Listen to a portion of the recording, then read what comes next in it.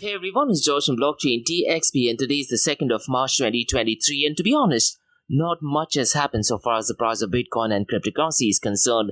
It is pretty much the same since the last 3 days. Now in today's episode, we are going to be talking about centralized blockchain protocol that is Solana, and looks like the hashtag #ChatShitGetBanked is definitely relevant to Solana because what happened in 2022, Anatoly Yakovenko, who's the co-founder of Solana, did actually say that Bitcoin, in order to stay relevant, needs to switch to proof of stake. And unfortunately, ever since that date, Solana blockchain protocol has suffered downtime on more than 10 occasions. And just this year, they've been down more than 2 times. So we'll definitely go ahead and talk about Solana blockchain protocol. Now, looks like they do have some strategies coming in place, and it's going to be really interesting to see if they're going to be making a centralized decision in order to stop producing blocks or getting the blockchain start running once again. Now, we have some really great news from Polygon, and they have launched zero knowledge identity for Web 3.0. Now, look, our zero knowledge proof might just be one of the biggest innovation so far as cryptocurrency is concerned, and some even say that after the innovation of Bitcoin, zero knowledge proof might just be one of the biggest innovations. So in today's episode, I'll very briefly touch base on what is it that Polygon is trying to do. Now regarding Australia, we have some news, and that is to do with central bank digital currencies, and they have a partnership with 14 Enterprise, and Mastercard is definitely one of them. So we'll definitely go ahead and explore this news in detail. And so far as NFT is concerned, one of the iconic giants from Italy, they're also getting into the NFT marketplace. So we'll definitely go ahead and discuss who the Italian luxury watch manufacturer is. Now look, guys, NFTs is definitely picking up momentum. Now earlier in the year, we did talk about Bitcoin ordinals, and looks like NFTs are definitely making a comeback. And guys, one of the massive news so far as Dubai is concerned, right now there is Dubai International Boat Show which is taking place from the 1st till the 5th of March, and the iconic giant Bored Ape Yacht Club has partnered with Dubai International Boat Show. So that is the first news that I'd like to talk about when we are looking at news from Dubai, UAE and Middle East. And the second news is about an event that I'm conducting on the 3rd of March called a Central Bank Digital Currency, the Basics, Threats to Freedom and its role in the Metaverse. So quite a lot to cover in today's episode. So let's kickstart right away. Welcome to the Crypto and Coffee at 8, the daily podcast that keeps you up to date on all latest developments in the world of cryptocurrencies, blockchain, and NFTs. Join us Monday to Friday as you kick off your day with a cup of coffee and a deep dive into the exciting and rapidly evolving world of digital assets. We'll cover the latest news and trends in the cryptocurrency and blockchain space, as well as delve into the growing world of NFTs or non-fungible tokens and Metaverse. Plus, we'll keep you updated on the latest developments from Dubai, UAE and the wider Middle East region. Whether you're a seasoned crypto enthusiast or just getting started, Crypto and Coffee at 8 has something for you. Our expert host will provide insight and analysis on the most important topics in the industry and help you stay up to date on the latest developments. We'll bring you interviews with leading figures in the crypto and blockchain space and explore the ways in which these technologies are changing the world around us. From the impact on traditional financial systems to the potential for revolutionizing industries and transforming societies, we'll cover it all on Crypto and Coffee at 8. So tune in and join us for a daily dose of Crypto and Coffee at 8, and let's stay ahead of the curve together. We'll start your day off right with the most important news and insights from the world of cryptocurrency, blockchain and the Metaverse, and help you navigate this exciting and rapidly evolving landscape. In Crypto and Coffee at 8, the daily podcast covers the latest developments in the world of cryptocurrency, blockchain and the Metaverse. We'll also bring you updates on the latest news from Dubai, UAE and wider Middle East region. This also includes a range of topics such as developments in the local and blockchain industry, including new projects and initiatives, regulatory updates, and policies related to cryptocurrency and blockchain in the region, local and regional events and conferences focused on crypto and blockchain, interviews with leading figures in Dubai, UAE and Middle East crypto and blockchain community, coverage of any significant news or events related to cryptocurrency and blockchain in the region. By covering these local and regional developments, in addition to the wider world of cryptocurrency and blockchain, Crypto and Coffee at 8 aims to provide a comprehensive overview of the industry and its impact on the Dubai, UAE and Middle East region. Now before we kickstart today's episode, I have an important message, so check this out. Firstly, guys, Startup OI is global one-tech platform for tech. It offers global high-paying tech jobs with flexibility in working time and location, global free tech events, and tech networks to connect with global like-minded engineers. A brilliant platform to listen to the tech experts in Metaverse and to grab their insights. Now listen, all you have to do is download the app Startup OI. If you're using an Android version, go to Google Store and App Store for iOS devices. Alternatively, you can also click on the show notes below to download Startup OI. Next, guys, listen, if you're into fitness, if you're into adventure, if you want to do something wild but still want to keep your health in check, there is a new podcast in town, a podcast focusing on obstacle course race in the Middle East. The podcast is called The Race Space Podcast, and The Race Space Podcast is a peer-to-peer community-driven podcast where they talk all about obstacle course race in the Middle East, from Sandstorm to Spartan Race, from Tough Mudder to Desert Warrior Challenge, and also the Government Gov Games, and quite a lot more. The podcast has interviews with athletes locally and internationally to get inside scoop on how athletes prepare for obstacle course race. In the podcast, they also talk about interesting stories on why they are motivated to do obstacle course race. And that's not all. They also plan to release 7 NFTs, and these NFTs are no ordinary. These NFTs will represent every emirate in the UAE. And listen, guys, these NFTs are going to be absolutely massive. So do one thing, go to Spotify, go to iTunes, go to any leading podcasting platform and search for Rise in the Obstacle Course Race podcast. Next, listen guys, there are 3 things that I'm extremely passionate about. One is extreme heavy metal, ice cold beer, and obstacle course race. And Tough Mudder is one of my favorite obstacle course race events taking place in the Middle East. Now, if you're into running, if you're into obstacle course race, you definitely need to check out Tough Mudder because they have a massive event coming up on the 18th of March, and it is, if not in one of the most beautiful locations in the United Arab Emirates. So listen guys, go to the website of Tough Mudder Arabia and look at the events. So there are different events taking place. There is 10k events, there is 5k events, and if you have your kids, get your kids along. And listen up guys, Tough Mudder is a series of obstacle and mud runs that'll push your physical and mental limits without the pressure of competition, a community built on teamwork and overcoming obstacles where stepping outside your comfort zone is a reward. And listen guys, when was the last time you did something for the very first time? So the event takes place in Ras Al Khaimah, and guys, the location is absolutely brilliant, called as Mina Al Arab in Ras Al Khaimah, and you can register for it now on the 18th of March. So you have a 5k event, 10k event, and if you have your kids, get your kids along. Now if you do want some heavy discount and get a 15% discount code, use the code George15, which is G for George, E for Elephant, O for Orange, R for Roger, G for George, E for Elephant, 15. That is the number 15. So once again guys, the code is George15. And look guys, one of my goals is to do 100 Tough Mudder, and I'd really like to do it in Dubai or in the UAE. And finally guys, not your keys, not your crypto. If you have dabbled with cryptocurrencies and now are seriously getting to protect your cryptocurrencies, there is no better way to protect it by using a hardware wallet. And this is where Ledger Wallet kicks in. And Ledger Wallets are hardware cryptocurrency wallets made by Ledger, a company headquartered in Paris, France. And Ledger's hardware wallets are multi-currency wallets that are used to store private keys for cryptocurrencies offline. And Ledger offers 2 hardware wallets, the Ledger Nano and Ledger Nano X wallets. They are world-class experts with extensive crypto security backgrounds. They continuously look for vulnerabilities in Ledger products in a constant effort to improve the level of security. Now, in today's world, securing these digital assets is a critical challenge, and this is where Ledger kicks in. So click the link below to buy your hardware wallet and support this podcast. It is a brilliant way to support this podcast. So what are you waiting for? The link is in the show notes below.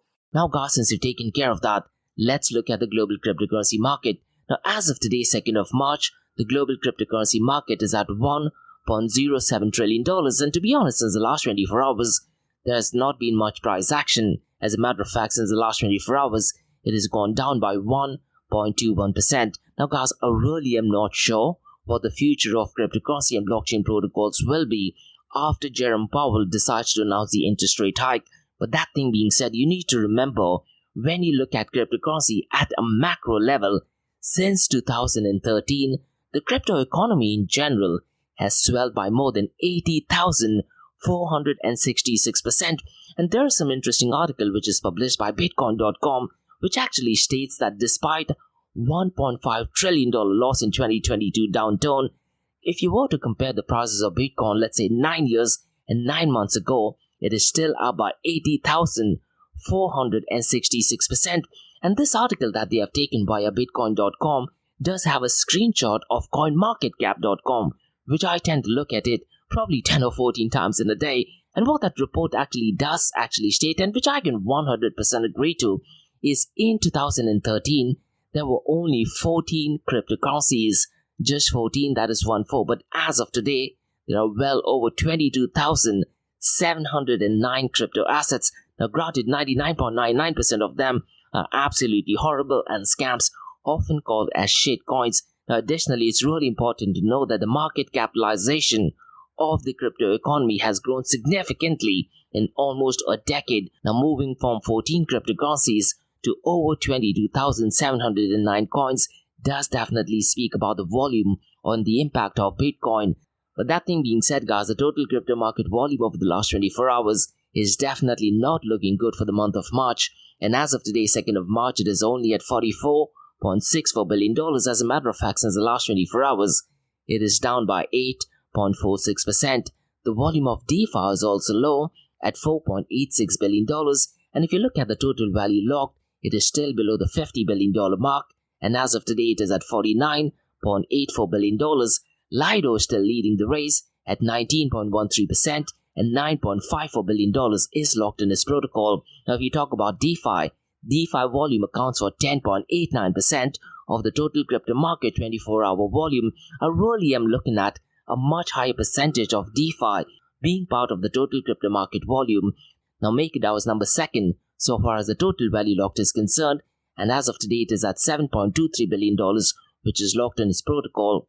Curve Finance is $5.12 billion locked, Aave at $4.75 billion, and Convex Finance has $4.20 billion locked in its protocol. The volume of stablecoins, guys, is once again ridiculously low at $40.07 billion. And in yesterday's podcast, I did talk about some war going on between Coinbase or Circle with Binance BUSD. As of today, Tether is still leading the pack so far as the volume of stablecoins is concerned, and it is currently at $30.57 billion. Circle USDC is at $3.40 billion and Binance BUSD at $5.59 billion. What I'm going to be doing is probably 2 weeks from now, I'm once again going to be looking at the matrix so far as the market cap of stablecoins is concerned, and I'm going to check if the market cap of Binance BUSD in particular has drastically gone down. Now, all these things being said, the volume of stablecoins account for 89.77% of the total crypto market 24-hour volume. Now let's look at the market cap, 24-hour trading volume and dominance between Bitcoin and Ethereum. Bitcoin's market cap is $451 billion, and Ethereum's market cap, guys, has remained consistent for almost 2 weeks now, and it is at $200 billion. And if you look at the 24-hour trading volume, Bitcoin's 24-hour trading volume is $24 billion, whereas Ethereum is at $6.8 billion.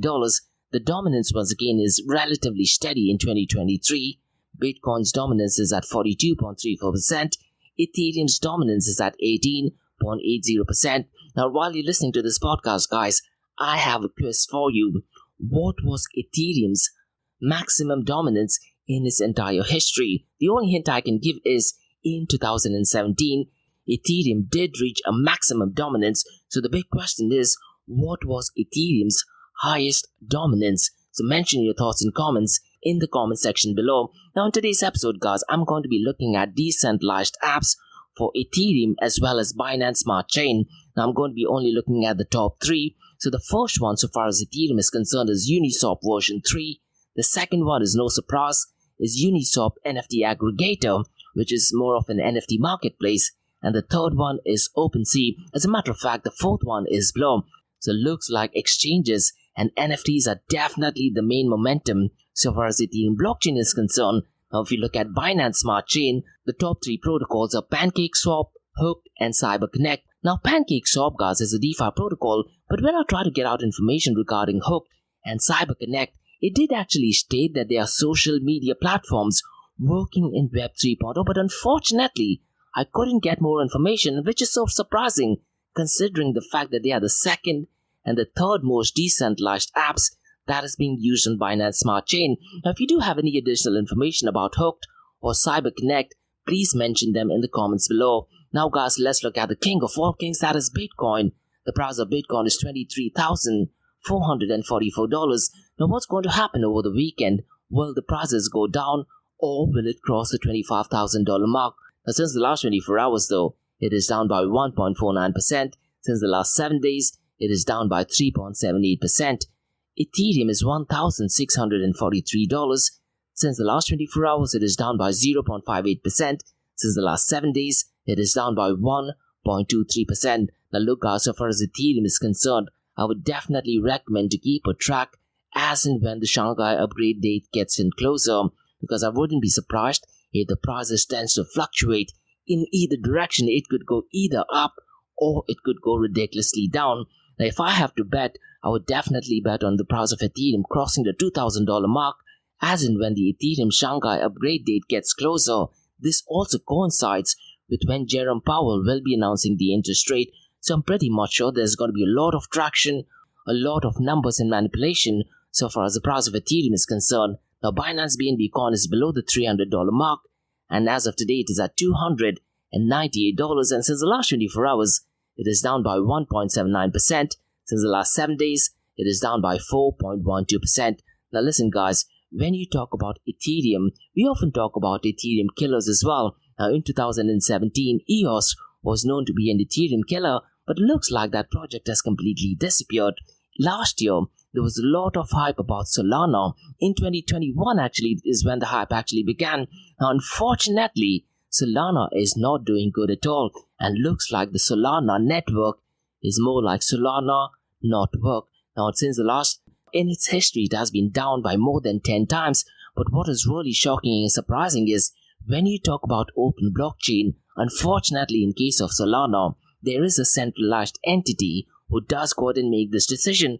Now this is so ironic because in April of 2022, before Solana was having absolutely any attacks, Anatoly Yakovenko, he did have an interview with CNBC, and he was a bit cocky, and he did actually tell CNBC that in order for Bitcoin to stay relevant, Bitcoin needs to switch from proof of work to proof of stake. And few months after that is when trouble started in Solana. Now I'm not been saying that Bitcoin maximalists are the ones who are attacking. To be honest, they don't even care about other blockchain protocols. But nonetheless, this just shows how bad Solana blockchain protocol is.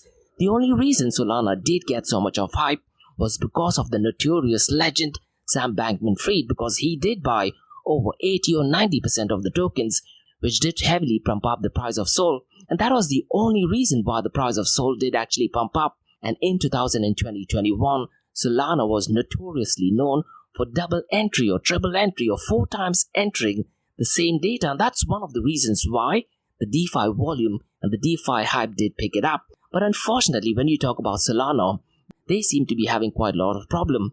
And I remember when they had the very first attack, they actually decided to stop producing block, and this was a centralized decision, which is an absolute big no. Now, if I'm not mistaken, the first attack did actually cost them 16 hours. So for 16 hours, a centralized decision was made for not producing block. This is a definite big no. And guys, few days ago on my Crypto and Coffee 88 podcast, I did talk about how Solana blockchain protocol did have some kind of an attack as well. And unfortunately, these are protocol level attacks and not a kind of hack. And the Solana Foundation did actually confirm on February 27th the root cause of another recent 20-hour network outage is still unclear. Now, what I'd really recommend you to do is follow Solana Foundation via Medium, because they do provide quite a lot of critical information. And Anatoly Yakovenko, who's the co-founder of Solana, he did actually publish a blog via Medium, and he did actually state that there are plans to improve network upgrades. So let me try to break it down what the article via Medium says. And guys, you need to understand that Solana is claiming to be a decentralized or distributed network that aims to be fast, reliable and scalable. And recently, during a network upgrade, Solana also experienced some issues that affected its stability. And to address these issues, Solana's core engineers, did come up with several plans to improve the upgrade process and make the network more stable, and one of the main plans currently is to bring in additional external developers and auditors to test and find exploits in new software releases. Now, this is absolutely terrible because this ideally should have been done before making any changes. This is not massive news. This should already be in existence. So it's a bit surprising that they are doing that now. Now, based on the blog, it says that they are hoping that this will identify and fix issues before they can affect the network stability. And the core engineers guys will also work with validators to improve the software release processes by downgrading and upgrading testnet to stress test new versions before deploying them mainnet beta. Now listen guys, this is absolutely shocking because this is a no-brainer that this should have been done years ago before actually implementing a new protocol. And in that blog they also state that by adding new external developers, they want to help identify and address exploits. An adversarial team has been found, and guys, in the blog he has stated that they want to hire external developers to identify exploits, and this team will build additional hooks and instrumentation into the validator code to help exploits and provide hardware to run medium to large clusters for adversarial simulation. And the restart process will also be improved. Nodes will automatically discover the latest optimistically confirmed slots and share the ledger with each other if it is missing, making it easier to recover from failures. And look guys, looks like Solana's core engineers will continue to focus on stability and improving the network. For example, they're also transitioning to a more advanced networking protocol called as QUIC, which is going to focus on implementing local fee markets and incorporating stake weight QoS to improve the ability to land transactions. Now overall, Solana is aiming to be a balanced innovation with speed and reliability, and they are claiming that the core engineers are committed to making the necessary changes to ensure that the network remains stable and predictable for developers and users. Now in that blog, he clearly stressed that the core engineers is going to focus on stability and adversarial testing. Now unfortunately guys, this is something that should have already happened. It shouldn't be happening now. Now guys, let's discuss some positive news regarding Polygon. And Polygon has actually announced that they are launching a zero-knowledge identity for Web 3.0. So if you do want to find out the official link, go to the Twitter account. And in that tweet that they have mentioned that they are going to be starting with 4 new tools. And the 4 tools have been released in Polygon ID identity infrastructure to build a more equitable internet that places identity at the center of it. So let me explain what is Polygon ID and how does it solve the issue of digital trust on the internet. So Polygon ID, guys, is a self-sovereign, decentralized and private identity solution that allows developers to build trust and verification while maintaining privacy. It is an infrastructure stack that enables developers to create verified credentials, a format essentially that allows for trustless on-chain verification. And with Polygon ID, anyone can become an issuer, verifier, or holder of Web3 identity, which means that off-chain data can be used for trustless on-chain verification. This is a fundamental change in the internet's trust model, as businesses leveraging Polygon ID will no longer have to deal with user data management headaches, and individuals will have greater control over the identity and discretion in how they use their personal data.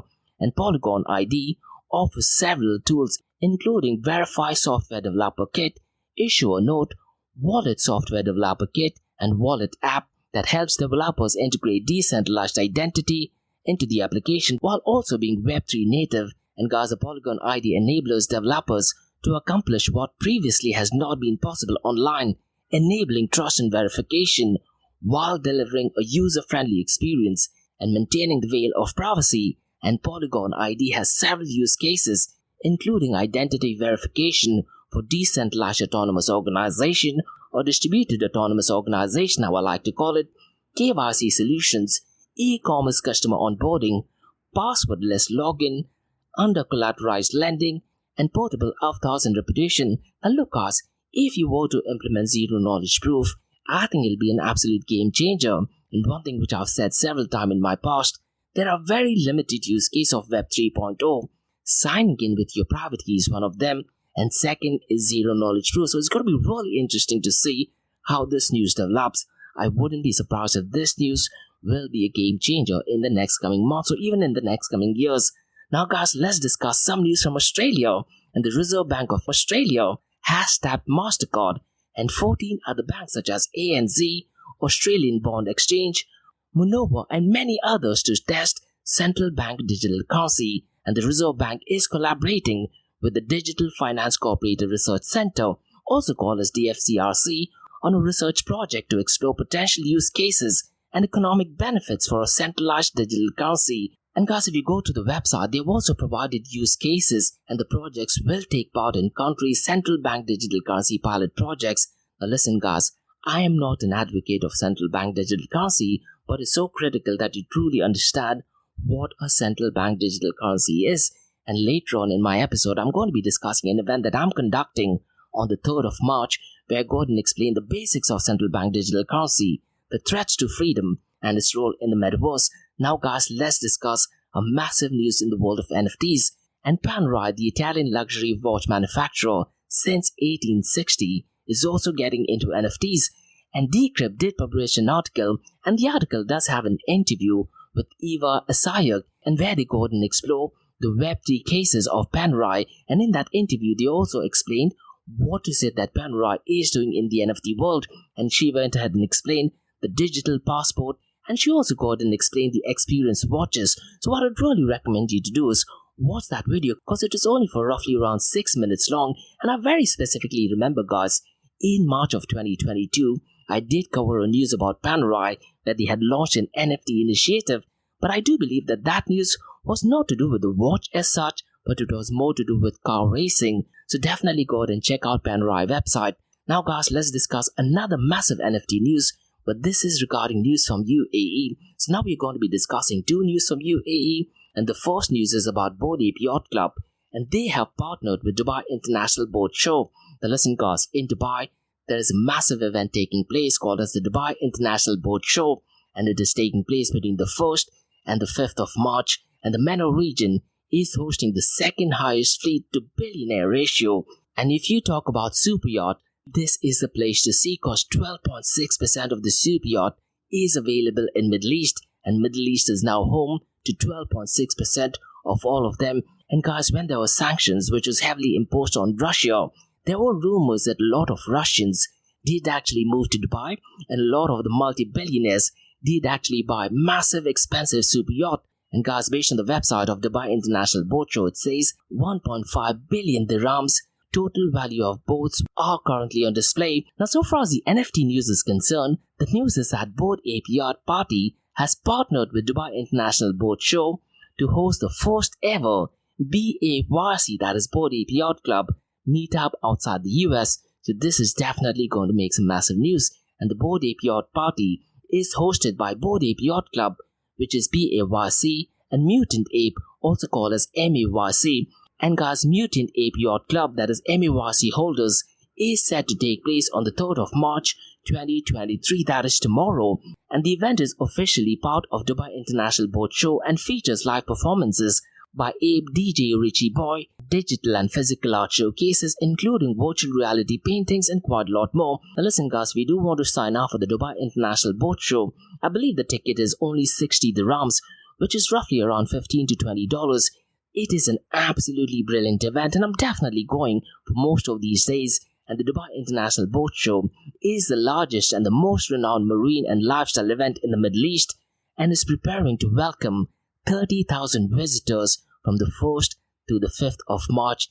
And guys, the exclusive event is set to bring together a highly exclusive and diverse crowd of 100 guests, including BAYC and MAYC, that is Mutant Ape Yacht Club NFT holders, yacht owners, and key opinion leaders in the blockchain space. So the event is going to be absolutely massive, but unfortunately it looks like it's only going to be the holders of these NFT assets, and the event is created to be the first international BAYC and MAYC meetup outside the US, and promises to be a unique and unforgettable experience with noteworthy partnership. And notable partners of the event include Dubai International Boat Show, Future Blockchain Summit, Punk Ape, Altus Yacht, AIX Labs, Sumosan, Luna PR, and Cointelegraph, which is from the Arabic sector.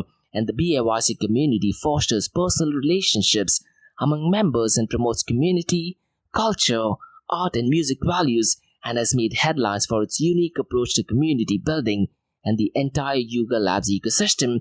And guys, Bored Ape Yacht Party in Dubai represents a significant milestone for the entire NFT community and sets the standard for future events worldwide. Now you need to understand, guys, when you talk about these NFTs, the community is built around a collection of 10,000 unique hand-drawn apes, each with its distinct personality traits. And guys, this is going to be massive because this is going to be the first ever Bored Ape Yacht Club party outside the United States. And Bored Ape Yacht NFTs have become some of the most sought-out digital assets in the world, with price soaring into millions of dollars. And each Bored Ape Yacht NFT is unique and comes with a digital and physical membership card, giving holders exclusive access to Bored Ape Yacht Club community and events. And this is the power of having NFTs. And guys, the Dubai International Boat Show presents a remarkable exhibit of yachts and boats crafted by local and global builders, featuring cutting-edge marine equipment and accessories. And to be honest, guys, I did attend Dubai International Boat Show in the past, and the event is absolutely mind-blowing.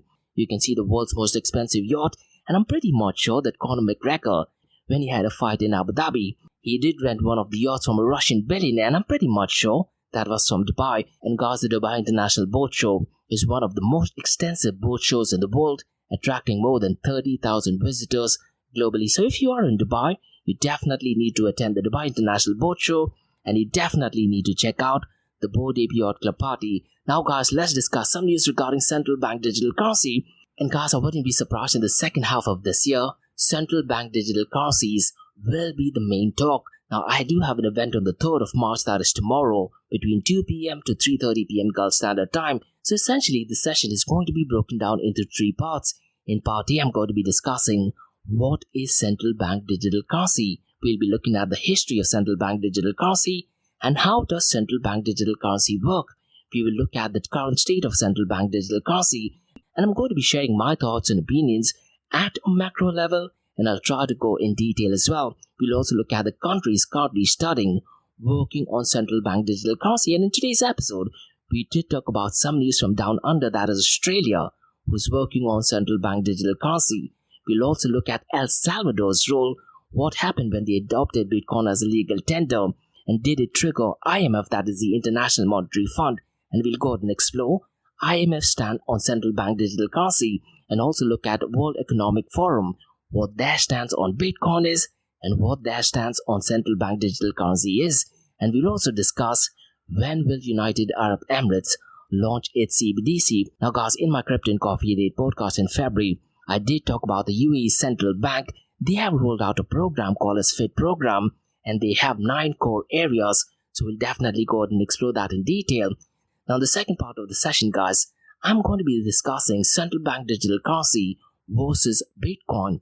We would look at central bank digital currency if they pose a threat to freedom, and I'll also be discussing the political implications of central bank digital currency, the support and resistance to central bank digital currency. Now look guys, Bitcoin started as a movement to a separation of money and the state. Now will that separation happen? I really am not sure. It might take at least a couple of decades for 100% separation between money and the state. Now in that meantime, politics and politicians do have a very strong say so far as the trajectory and direction of CBDCs are concerned. Now at a macro level, left-wing politicians and ideologies are not in favor of Bitcoin, not in favor of open source and freedom of speech, and they are in support of central bank digital currency.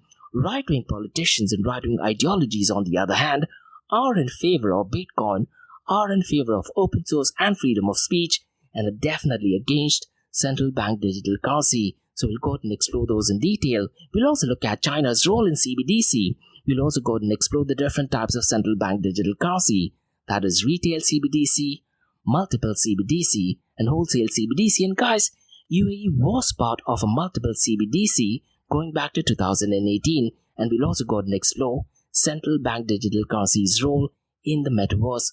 Look guys, I'm a massive advocate of Bitcoin and cryptocurrencies, but unfortunately I don't think Bitcoin and cryptocurrencies will be an ideal form of payment and a medium of transfer in the metaverse, but I very strongly feel that central bank digital currencies will play a pivotal role in metaverse, and it also merges with the timeline because I very strongly feel that both Metaverse and central bank digital currency are at least 8 to 10 years away from mainstream adoption. Now on part C, guys, we'll be looking at in detail what UAE's central bank role is, and we'll go ahead and explore the FID program in detail. So this session is completely free of cost, and the whole idea is to educate the people on central bank digital currency. So go to Eventbrite, sign up for the event, it's completely free of cost. So that's all for today, guys, on the Crypto Coffee 88 from Blockchain DXB. In case if you have any feedback or suggestions, please drop me an email to info@blockchaindxb.com. Check out my website www.blockchaindxb.com, and also check out my other website, that is area2071.com, which talks everything about Metaverse.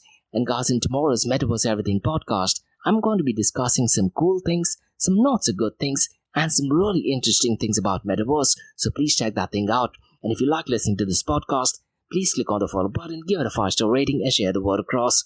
Now for the next few minutes is going to be an Ask Me Anything series, where your listeners can ask any questions regarding Bitcoin, blockchain, beyond blockchain, cryptocurrencies, NFTs, DeFi, and Metaverse. So let's get started with the Ask Me Anything series.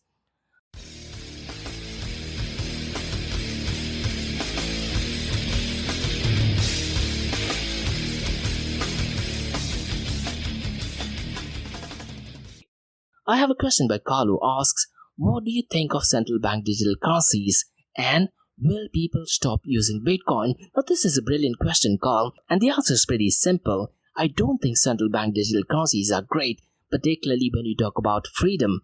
And considering what is going on in the US right now, people are getting censored just for giving their own opinions. Now keeping that thing in mind at a macro level, I definitely don't think that central bank digital currency is great. But the second part of your question is, will people stop using Bitcoin? Definitely not. Now what I'd really recommend you to do is, Carl, and something which I've mentioned several times in my podcast, is Richard Turing on LinkedIn. He's a person to follow so far central bank digital currency is concerned, and he has, if not one of the best videos, with Bankless, who's one of my favorite podcasters. And in that video, they go ahead and explain why Bitcoin will not be a threat to central bank digital currency. So to answer your second part of the question, people will definitely not stop using Bitcoin, because right now, Bitcoin is becoming a store of value. People are saving Bitcoin, and because of the limited supply of Bitcoin, the value of Bitcoin is definitely going to keep pumping up. And what I'd really recommend you to do is call Simon Dixon on LinkedIn. He's going to be going live, I believe, today or tomorrow, and he's going to be discussing about the next halving in Bitcoin, which is going to take place most likely between April or May of next year. Now, keeping all these things in mind, I don't think that people will stop using Bitcoin. I very strongly feel that the price of Bitcoin in particular will be pumping to the moon, and historically 6 to 8 months after the halving is when the price of Bitcoin usually tends to pump up. So hopefully by the first quarter of 2025, we do have a new president and the second reign of president number 45. And also, hopefully, Bitcoin is reaching to a new all-time high. Now, going back to your first question, Carl, what I'd really recommend you to do is, on the session that I'm doing on the 3rd, I'll be answering each and everything that you've asked for. So I'll go ahead and explore in detail. So what I'd really recommend you to do is, definitely feel free to attend it. And Carl, despite me being a detractor of CBDC, I have to say that it does solve banking the unbanked problem, and it becomes easier, let's say, for an average individual person who does not care about privacy, who does not care about technology. Central bank digital currency makes their life easier, and they will also be able to offer customer support. They'll also be able to offer insurance and quite a lot of other things. Now at the current moment, we talk about cryptocurrencies, but there are very limited use case of using it, let's say, for subscription services. But when you talk about CBDCs, you'll be able to use it, let's say, for subscription services. There will be DeFi, which is connected to central bank digital currency. There will be NFTs, which can be traded on CBDCs, and quite a lot more. But once again, as I mentioned earlier, it's going to take a lot of time, and I'm looking at less than a decade, probably 8 to 10 years from now. So what I'd recommend you to do is, Carl, check out the session that I'm having on the 3rd of March. So that's all for today, guys, on the Ask Me Anything series on Blockchain DXB. In case if you have any feedback or suggestions, please drop me an email to info@blockchaindxb.com, and also check out my other website, www.blockchaindxb.com, and also check out area2071.com that talks everything about Metaverse. And remember, guys, Monday to Thursdays, 8 a.m. to 8:30 a.m. we have Crypto Coffee at 8, where we cover top news and information pertaining to Bitcoin, blockchain, beyond blockchain, cryptocurrencies, NFTs, DeFi, and Metaverse. And how the series of episodes on the Crypto Coffee at 8 works is, we usually cover some top news and information pertaining to the price of cryptocurrencies, some major breaking news, occasionally short and sweet news as well. news that has an impact in the cryptocurrency world. The other 2 news and information is related to Dubai, UAE and Middle East in the world of Bitcoin, blockchain, beyond blockchain, cryptocurrencies, NFTs, DeFi and Metaverse. And what you're listening to right now is the Ask Me Anything series, where you listeners can ask any questions regarding Bitcoin, blockchain, beyond blockchain, cryptocurrencies, NFTs, DeFi and Metaverse. And guys, if you like listening to this podcast, please click on the follow button, give it a 5-star rating and share the word across. Thanks so much for listening, guys, and have a nice one. Bye-bye.